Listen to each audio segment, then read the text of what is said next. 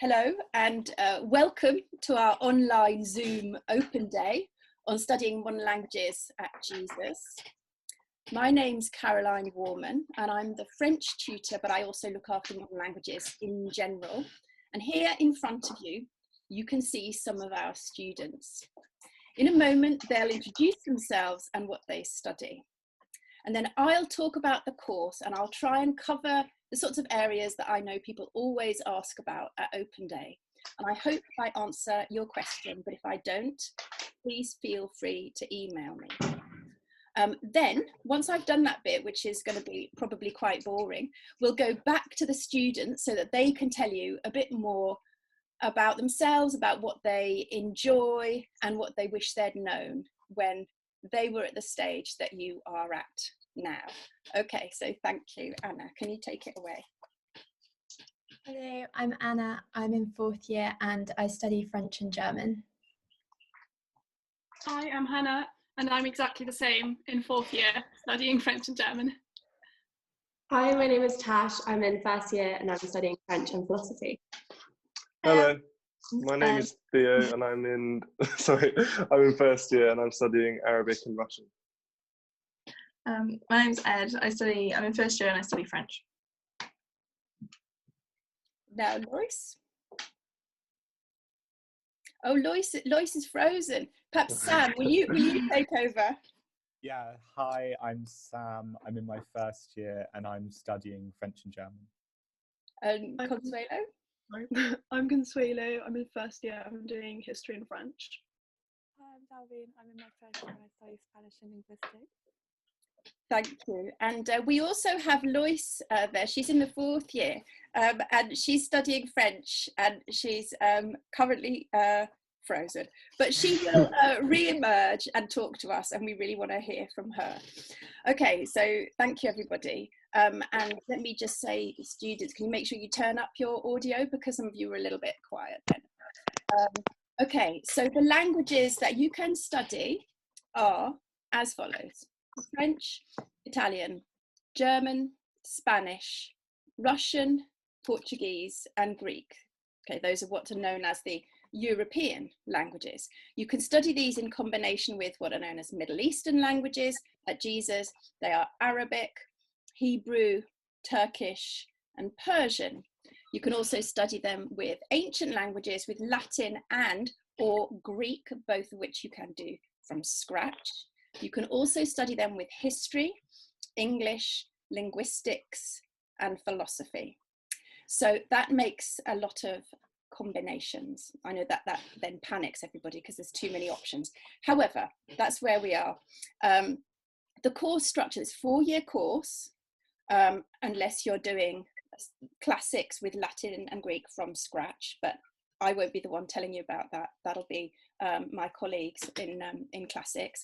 So the course, it's a 4-year course. The first year for every language is set out and we introduce you to the language and the culture and the literature, whether you are starting from scratch, which you can in some languages, or whether you're starting post A-level or equivalent qualification. In year 2 and year 4, you have lots of choices about what you can study. And in year 3, that's your year abroad normally. If you study a language from scratch, sometimes you go away in the 2nd year instead. So that's the broad structure. Year 1, everything's laid out for you. You have a year abroad, which is either year 2 or year 3. And then in the rest of the time, the other 2 years that you're in Oxford, you have lots of choices. So, excuse me. Oh, I'm just going to let Lois back in. She's come back. That's very exciting. Poor Lois. Okay, so hello, Lois. She's connecting to audio. This makes for extra drama. People often ask me, hi, Lois. Hi, sorry for that. Don't worry. People often ask me about the balance between language and literature in studies at Oxford, because their view is that probably what's going to happen is they're going to walk through the door and a bookcase is going to fall on their head. And that's not really the case. So language and literature are balanced in our exams 50%, 50%, okay? So that means we give equal weight to both of them. We want you to read, write, speak, and generally understand absolutely everything about the language that you are studying. And of course, reading amazing works of literature that have helped constitute the language and culture that you are studying, help you develop your own language as well at a very deep level. But it's not just about reading big books from the past. There's also visual arts, there's cinema, there's theory, there's linguistics, and lots of other brilliant things that I've forgotten, like Old Norse, for example. That's always very popular. So that's one thing that people always ask me about. The next thing, the year abroad, people are always keen to know what the options are. There are 3 options. You can study at a university abroad. You can do an internship abroad in the language, in the country that you're working on, or you can teach and have a salary. And you can also combine all of those. If you're studying 2 languages, we like you to spend time in both of those places so that you're developing your knowledge of both of them. Okay, so I think that's all of the information I can really give you about the year abroad right now. Now, I know that everybody worries about the interview, okay, and how to prepare for it. So why do we do the interview? Because, well, we want to understand more about you. We want to meet you, not just on your UCAS or your application form. We want to meet, you yourself. We want to talk to you. We want you to talk to us. And that's really what it is. And what we do in the interview is we give absolutely everybody a chunk of literature in English. And they have 20 minutes in advance to prepare it and to think about it and to look at what it says and how it says it, and for you to think about, what you think about it and why. And for those of you who are post A-level or equivalent in a language, we also give you a chunk in that language and we talk about it with you. This is not a test. What it is a sample tutorial. We want to know if you want to talk about bits of text with us and what you can do with it. So we don't mind where you start off. We really want to know whether you're curious about what you're looking at in front of you. And we know that people are in a state of what I can only call like crippling anxiety when they walk through the door. And I do hope that really quite quickly, once they see that we're strangely not monsters, but just like middle-aged people who look quite a lot like teachers that all very well, that the whole anxiety just dissipates and we can just start having a conversation, because that's really all it's about. So I think that's what I wanted to say about that. Oh, last thing. Okay, people always ask about university and college and what's the difference and how do you go about choosing a college and all the rest of it.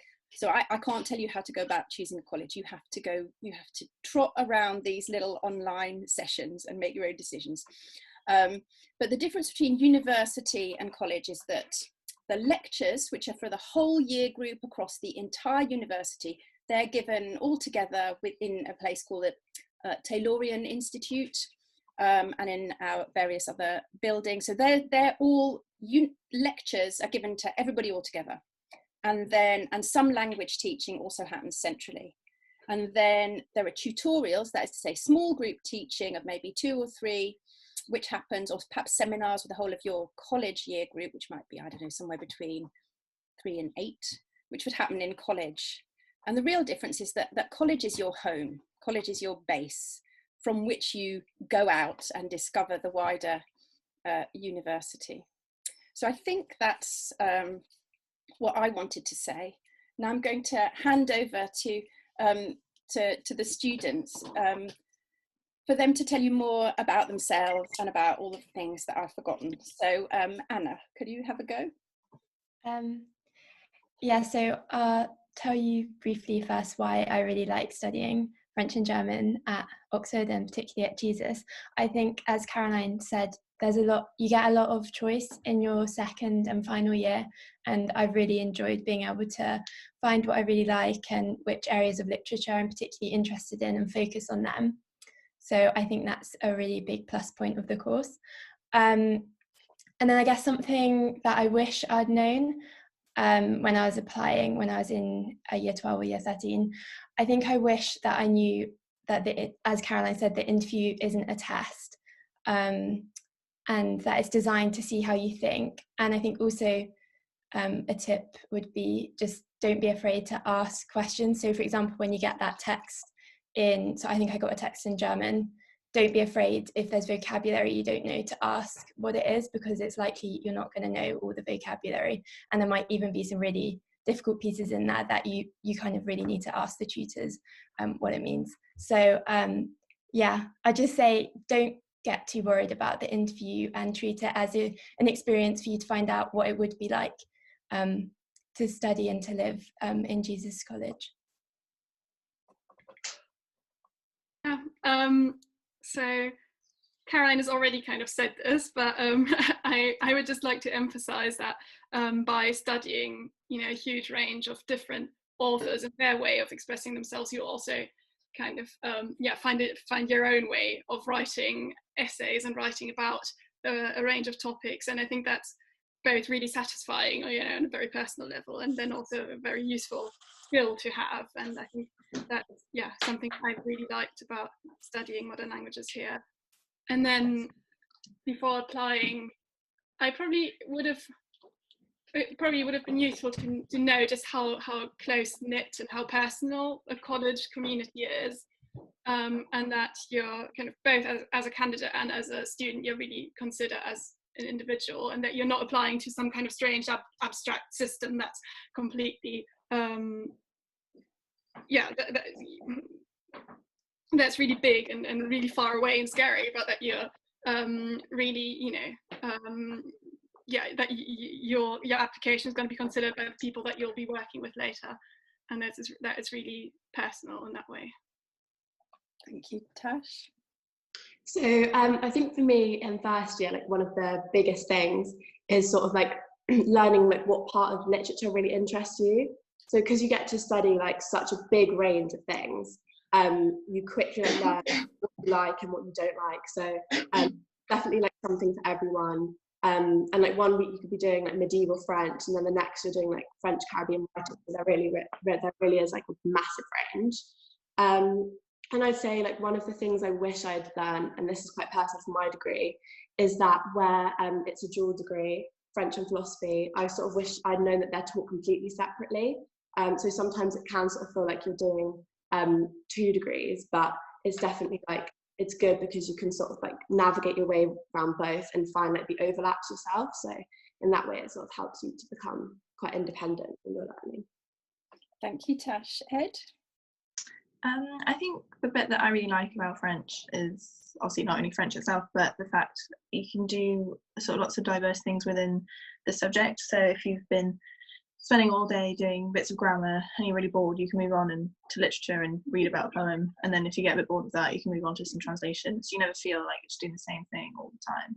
So which is good, and it keeps you motivated, so you never get bored. So I think that's my favourite bit of the subjects. And I think one thing I'd wish I'd known is it's almost not as scary as you think, because it took me quite a while to accept officially the offer, because I was just so scared that the tutorials would be horrible and I'd just get grilled on everything I said. But it's really not like that, and people want to give you praise when they can and support you, so it's definitely not as a hostile environment as I thought it could have been. Thank you, Ed. Hi, I think what this group gives you a hint towards is how varied the group is. So languages cover a wide range of subjects, but I do think that Jesus, in my experience, more than many other colleges, has made a big deal out of getting a really diverse group together in terms of interests. And I'm quite happy that we all come under the same umbrella, and this was especially evident in the languages evening meal we had last term. and I was sat next to people like Tash doing philosophy, like Consuelo doing history, people doing English, and it's really nice that we all get sort of bunched together and I get to merge with other people's interests. The thing I wish I'd known, I would say, is that when I was set my reading before I got to Oxford, I was quite daunted that you know, I hadn't done particularly a lot of reading in Russian. So the big reading list was daunting because I thought I had to understand every word. And I was too scared actually when I got there to ask my tutor whether this was okay or not, whether I could read English or not, because, you know, when you start at Oxford, you sort of want to seem as clever as possible. But I should have done that way earlier. You know, tutors are adults and they treat you like adults. If you're struggling, or if you say, this week, you know, I read half of it in English and half of it in the target language, they will completely understand. And actually, retrospectively, going over some reading that I struggled with at the start of the year without even knowing, I've improved so much. And that's the other thing about languages as well, is it's not necessarily evident how much you've improved until you look back at what you used to cover. So I would say be patient. You don't need to understand every word in your reading. And I'm sure you'll enjoy a diverse group that you're put into if you come to our college. Thank you, Theo. Lois, can we go over to you now? Very excited to hear from you. Yeah, sorry that my connection cut off. Yeah, so I'm Lois, I'm 4th year and I study French. So what I like about my course, the fact that I'm studying a single language especially, is that you can study so much literature. We do language, obviously, but what I really like is that there's so much scope to do a little bit of everything. And honestly, I think I could have done a little bit from every century since people started writing in French, which is amazing. But yeah, so that's really good. And also you can choose a kind of a single period that you enjoy as well, for you to specialize in. So it's really flexible. Yeah, and I think what I wish I would have known is kind of related to Theo's point, is that I wish someone had have told me sooner that it's never too early to start reading in your target language. It's going to be difficult, and even if you do have to look up every other word in the dictionary or online, it is really worth doing it just to give yourself a little head start, and you learn a lot of the language and your vocab expands a lot just through reading. Thank you, Lois, for your wise words. Sam? I guess one thing I've really liked about languages, especially for German, which is obviously like known for being a very grammar heavy language, the amount of support we get given. So as Caroline said earlier, there is this separation between college and the university, or well, for us that really means faculties. And the German faculty really put a lot of effort into like acknowledging that it's quite common for a lot of people, especially from like schools which perhaps don't have the budget for languages, to breeze over a lot of grammar. And so if that's something that like applies to you, or if you just generally find grammar quite difficult, there's automatically so much support and there's no judgment around not understanding things. And then I guess one thing I would have liked to have known is that it's perfectly natural to like have this kind of sense of imposter syndrome, or as Caroline said, anxiety, even starting from interviews. So I had kind of a slight nightmare around interviews in that I was called the night before asking why I wasn't there when I hadn't been told I needed to be there. And then I turned up late to one of my interviews and it was just all a bit of a mess. And I left just so certain it had been the end of the world. And it ended up being okay. So that's something to remember, that things usually end up okay. Thank you, Sam. Consuelo? So one thing I really enjoyed, particularly about the first year course, is that you get lectures on the context as well as the content. And since I do history, that was obviously really interesting for me, and to be able to bridge my interests. And I think in 2nd year and 4th year as well, that the options really allow me to also bridge my interests, because obviously the historical background will always be important for literature.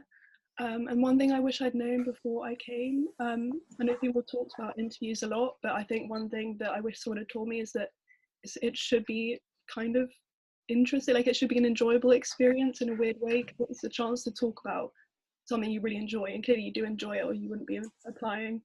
And also to use the interview as a chance to get to know the college, spend time in the JCR and meet lots of people, because I know that lots of people met some of their greatest friends at interview and they're still friends now.